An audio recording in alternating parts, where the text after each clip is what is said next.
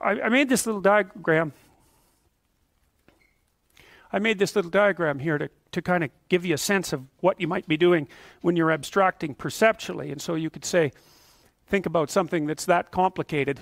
It's sort of my model of how complex the world is, but the world is a lot more complex than that. But the world is made out of, everything is made out of littler things, and those littler things are made out of littler things, and so forth. And those things are nested inside bigger things, and so forth. And where you perceive on that level of abstraction is somewhat arbitrary. It has to be bounded by your goals. That's the other thing, is that your perceptual structures are determined by the goals that you have at hand. I mean, some of that's not completely true, because your perceptual systems also have limitations, right? There's things you can't see or hear even if you need to. So there are limitations built in, but within that set of limitations, you're still trying to tune your perceptions to your motivated goals. And that's also very useful to think about when you're trying to understand artificial intelligence, because for human beings, without goals, there's no perception. Because there's no filtering mechanism that you can use to determine the level of resolution at which you perceive. Anyway, so there's a thing made of smaller things which are made out of smaller things. And it's kind of my iconic representation of the complexity of the world. And then you could think, well, what is this? How can you see this object? And I think if you just look at it, you can detect, it's like a Necker cube, you know, those cubes that are line drawings that you can see the front of, and then it'll flip to the back. Have you seen those? So this is kind of Necker cube-like, or at least it is for me, in that when I look at it, my perceptions play around with it. Sometimes I focus on the kind of cross-like shape in the middle, and sometimes I can see these other lines, and then sometimes I'll focus on that square, and sometimes I can see the little dots there, or maybe one dot, and my perceptions are going like this, trying to fit a pattern to it. And you can kind of detect that when you're watching it. And so I would say, well, you have the options of perceiving this in its full complexity, or you can simplify it. Essentially, there's lots of ways you can simplify it, but some of them are laid out there. So you take the complex thing, you make a low resolution representation of it. So that's the rough area that all those dots occupy. That's the rough area broken down to its 4 most fundamental quadrants. That might be how you would look at it if this was a map of an orchard and you were trying to walk from south to north. That would be a useful representation. This combines...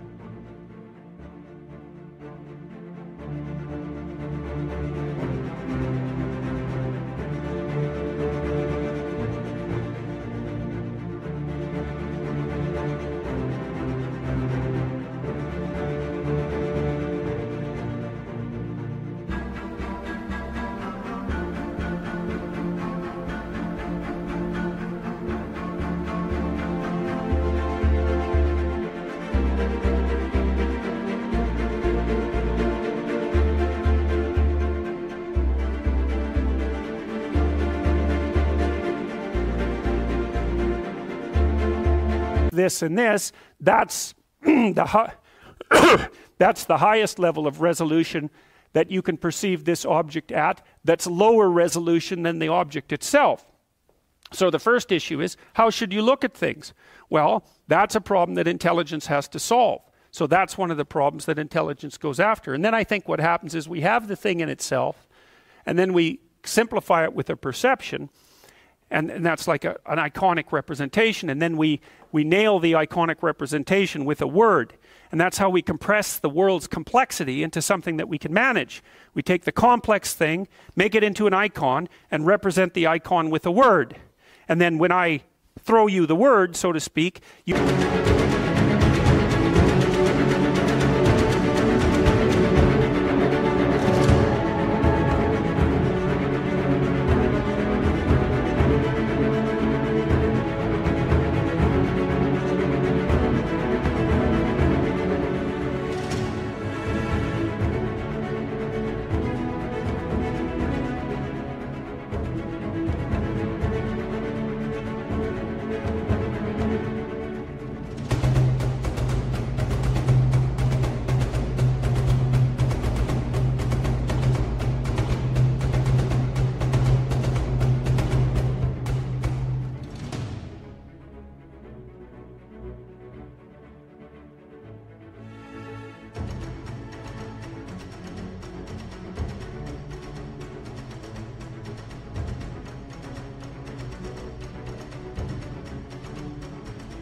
decompose it into the icon and then decompose it even further into the thing if you know the icon and you know the thing. And so then we can use shorthand, right? Because you have representational structures and so do I, and I'm just tossing you markers about your representational structures and you can unfold them.